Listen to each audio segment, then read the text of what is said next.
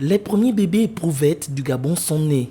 La toute première unité de procréation médicalement assistée a affiché un taux de fécondation de 30% de réussite au terme de son premier bilan. Nous venons d'avoir les premières naissances des PMA. Et comme vous le saviez, nous avions dans la première session, nous avions plus de 10 couples en charge. Parmi les 10, 3 ont eu des grossesses. Et ces 3-là viennent d'accoucher cette semaine. Ce sont ces bébés-là que vous avez eus, dans ce qui correspond à 30% de taux de réussite. Pourquoi on insiste sur cet aspect? C'est parce que dans la plupart des labos, le résultat tourne entre 20 et 30%.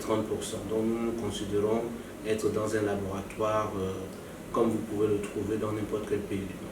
Cette unité de PMA s'appuie sur la fécondation in vitro, une technique qui permet la fécondation d'un ovule par un spermatozoïde à l'extérieur du corps de la femme. D'où l'appellation de bébé éprouvette donnée à ces bébés. Pour le patron du CHU mère-enfant de la Fondation Jeanne Ebory, c'est un exploit pour le Gabon. C'est toute une mission qui nous avait été diligentée, donc on ne pouvait pas, l'hôpital mère-enfant étant un hôpital dédié à ces problématiques-là, nous ne pouvions pas échapper à cela.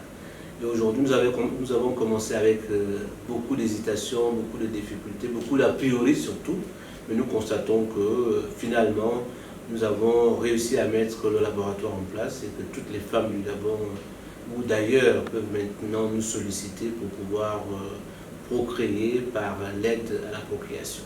Donc comprenez la grande satisfaction de notre équipe. Le service de PMA CHU Mère-Enfant Fondation Jeanne Ebory vient d'effectuer la 3e phase de son opération.